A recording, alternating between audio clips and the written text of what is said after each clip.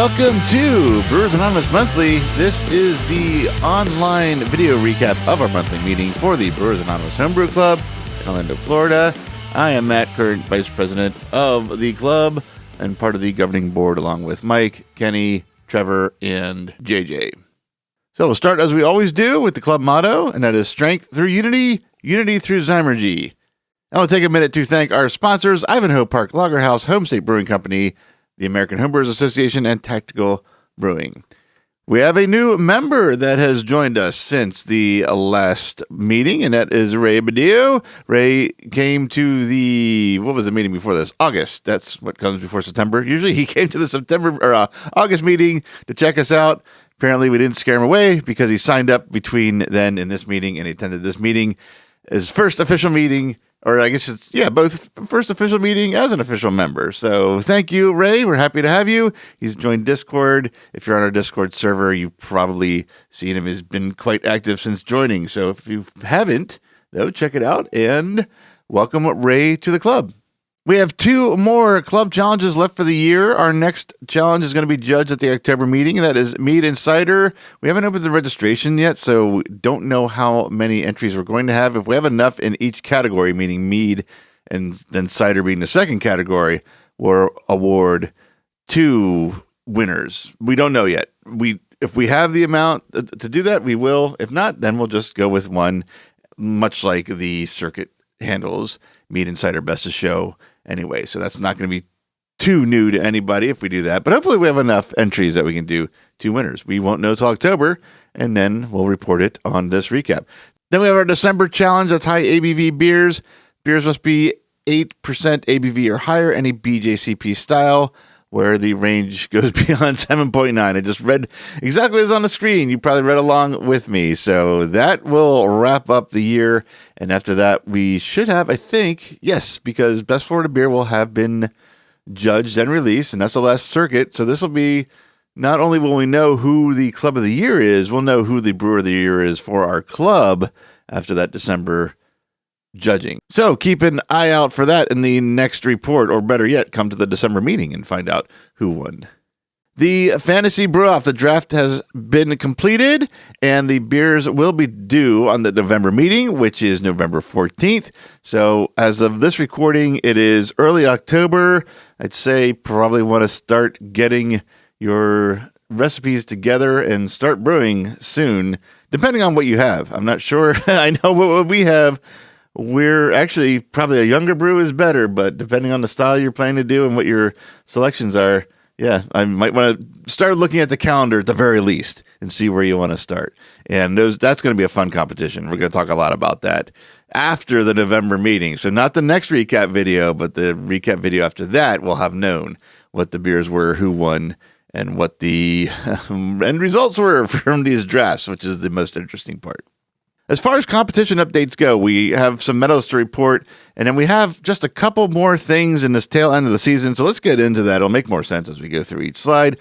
First, congratulations to our Commander Saws medalist. We have Graciani Miranda with a silver for his International Dark Lager, a silver for his Wood Age Beer, David Fetty gold for his Märzen, Mike Thompson gold for his Schwarzbier, Jason Breckling bronze for Weissbier and bronze for Hazy IPA, Eric Gomez gold for New Zealand Pilsner and silver Best of Show Beer, Max Firth got bronze for English Barley Wine, Ken McCord silver for American Brown Ale and silver for Mixed Style Beer, Matt Hunsworth, that's me, bronze for my California Common. Chris Neuber, silver for Double IPA. Bill Carley, gold for Belgian Double and gold for Fruit and Spice Mead. Austin Brown, gold for Traditional Mead and gold Best of Show Mead and Cider. JJ Ocampo, silver for Traditional Mead and John Sather, silver for Stone Fruit Mead. So congratulations, everybody. And that certainly helped our lead as far as the circuit goes, which we'll see in the next slide. But as far as Commander Saws, we did take first place with 40 points. Pinellas Urban Brewers Guild was behind us with 24 points. Behind them was Hogtown Brewers with 23 points. But the circuit, like I said, we now have a pretty sizable lead going into the last 2 competitions. Never, ever a sure thing, but very comfortable. I believe this is more. No, it's not more than twice as much as our lead going into Sunshine Challenge last year. It's a little less than that.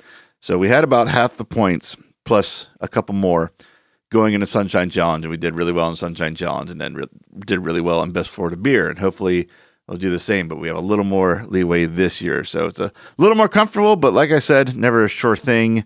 And following that is our Brewer of the Year for the Florida Circuit. This is not the club, and Buddy Greer is still ahead of Eric Rodriguez. In fact, Joshua Willard has jumped ahead of him, but look at those numbers. I mean, it's a 4-point difference. Actually, if we look all the way to fifth, to David Fetty, it's a 6-point difference. That's 2 gold medals, 3 silver medals, however you want to count it.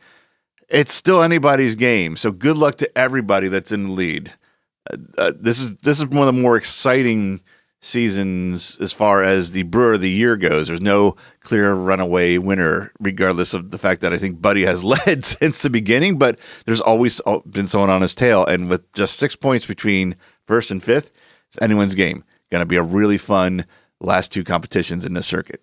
And speaking of those last 2 competitions, Sunshine Challenge, everything except Best of Show is done. I know that because I will be judging Best of Show tomorrow with a few other area judges. And then Sunday will be Sunday, October 5th, I should say, because there's no telling when you're watching this video. Sunday, October 5th, 3 o'clock at Ivanhoe Park Lager House will be the award ceremony. There is a stream, a Zoom stream. The link is on their Facebook events page, I believe, and most likely their website, which is cfhb.org, if you want to check that out. I plan to be there in person. And yeah, that's about all I can say, because it's still Best of Show to go and still the award ceremony. And then we'll see how we did. And then we will go into Best Florida Beer. Most of this here is done as far as dates you need to know for your entries. In fact, what time, if I want to get all the way to we're well past the drop-off time, the secondary drop-off time. We had 2, just to kind of explain what I'm talking about. We had one on Thursday, October 2nd in the evening, and one on Friday in the lunch hour, I guess you could say, on Friday the 3rd. And Kevin Marinan, as I'm actually saying this, has either just dropped off our entries or is about to drop off our entries. So thank you, Kevin, for taking those. Judging begins, I believe there's a judging schedule coming up in these slides. Begins, I think, in a couple weeks. I'll get the dates exactly. Again, no telling on when you're watching this video, but the date to really pay attention to is the award ceremony, Saturday, October 25th. This, I believe, will be streamed as well. They just seem to do a test of a new streaming system for their Oktoberfest Best Florida Beer, and that was much better than what they had last year, and I'm hoping the homebrew one will be even better than that. The point is, you could actually see and hear this. They had the same problem last year we had with ours, and it looks like they kind of went and tried to tackle that issue head on the same way we did ours. So it should be a pretty decent stream. At least know what's happening. Hopefully, they got some crowd mics on the crowd in one way or another to pick up the energy at the event. I won't be there. I really wanted to be there for this one, but as we'll talk about coming up, actually in the next set of slides, there's a reason I won't be there. But don't let that stop you from going. It does appear to be the awards starting at 6 p.m. at Magnanimous at the Seminole Heights location, according to their website. That's not on this slide, but October 25th, 6 p.m., Magnanimous Brewing, Seminole Heights. So let's see. That's October. We should have the October. We will have the October meeting before that. So we'll have a full updated slide to remind everybody about that. So moving on, upcoming festivals. At the time that we presented these slides, the Homebrew October Festival was that coming weekend, but that is now since passed. It's well past September 20th. Really nice event. Not the biggest beer festival in terms of crowds, but a really decent crowd throughout the entire day and steady crowd. People are coming by to check it out. Hopefully that helps with word of mouth next year, and some really good beers. That's the important thing, that we're exposing more people to how good homebrew is. I would definitely call this event a success. I think Ivanhoe Park Lager House did as well, and I think we'll be following it up next year again. So keep an eye out on information for that. Probably our official announcement, if we're going to kind of keep in tradition that we started, will be at the Hot and Humid Awards around the end of June of 2026. We will see. Space Coast Brewfest, Titusville, October 25th, 2025. That is the same day as the Best Florida Beer Awards, and this is a festival I will be brewing for and pouring at, and that's why I will not make the awards. This will end, I think, about an hour, even if it 2 hours. If it ends 2 hours before the awards, it's still an hour to break down and pack up, and then I'm roughly 2 hours away from the awards site at that point. So if they start at 6, there's just no logistic way to get there. So I'll be watching the stream, which is fine. I'm really excited to do this festival. I love this part of the state, and the people that are running this are really excited about it. I believe this is something we've done before in conjunction with Seminole Brewing Homebrew Club. I think we shared spaces with them in the past, but we're going to be there ourselves this time. At least 3 of us that I know of. I think more. So we should have a pretty good lineup at this. So I'm really looking forward to this. Like, again, I love this area, and the people running this seem really excited about it. Also, that same day, the Windermere Craft Beer Fest Retap. This is a return after a few years, I think, since COVID. I'm not entirely sure. It's one we've not done before, so it's a first-time appearance for us. And again, we have quite a few people going to that. I think we have actually more going to this one than the Space Coast one, which makes sense. This is more towards our backyard. This is where we're going to pull members to. If we can introduce the hobby of homebrewing to more people at Space Coast with some other homebrew clubs that'll be there in that area and end up joining Saws, that's just great for the hobby. But we'll have a bigger appearance, or I should say footprint, at Windermere for our own area potential homebrewers. Either way, both should be really fun. Then November, the only one we had a slide for was Tom and Dan's Bad at Business Beer Fest 2025. That's November 22nd. We have started a discussion for another one in November. That's Orlando Beer Fest. We'll have more details of that on our meeting, but if you want to jump ahead and get some details on that festival, check out that channel on Discord.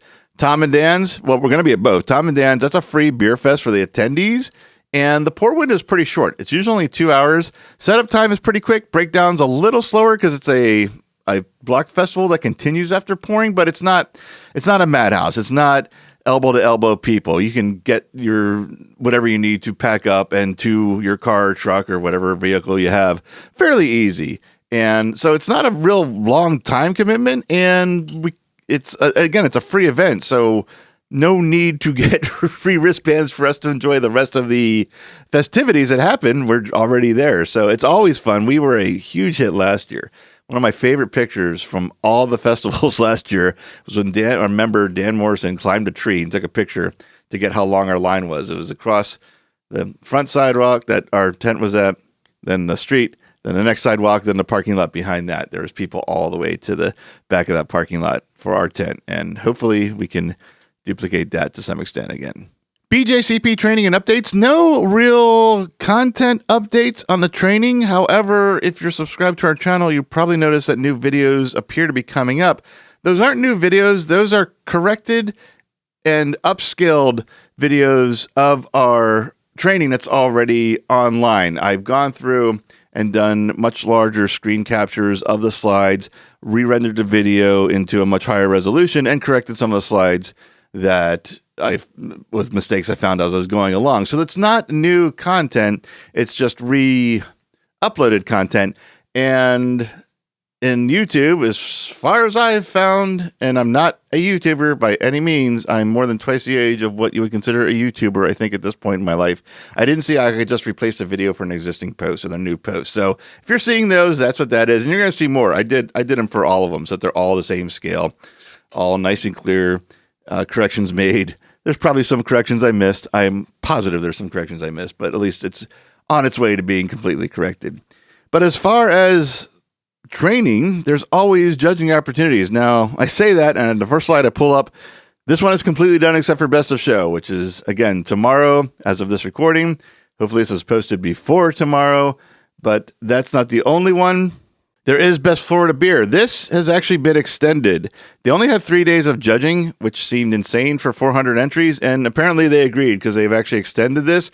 So if you want to get the exact judging schedule, go to reggiebeer.com and go to competitions, upcoming, click the link for that competition, and then the judge, I think it's judges/stewards. I forget if it's judges/stewards button or just judges button. And then you'll see the full schedule there and where you can sign up and help out. I'm going to do one of the sessions. I don't know when yet. I have to see what my schedule looks like. And I also have to see what their updated calendar looks like, which day's going to fit in best. But I'm going to help out at least one session. And it's good practice, especially if you're training for your BJCP certification. The more judging you can do, the better off you're going to be. All right, that leads us to the Club Brewer of the Year for the 2025 Austin P. Harris Brewer of the Year Award. And Eric Rodriguez still has an incredibly strong lead with 173 points. JJ Ocampo is behind him with 115, and David Fetty is behind JJ with 80 points.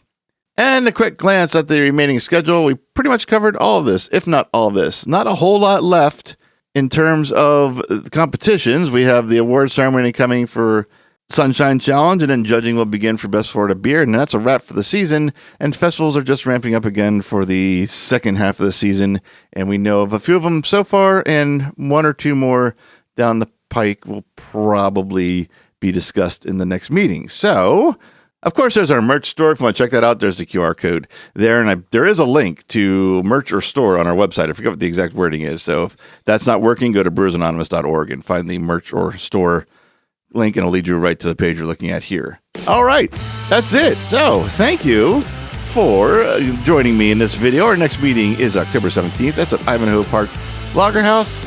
That will do it for this video. Again, thank you for watching, and I hope to see you at our next meeting.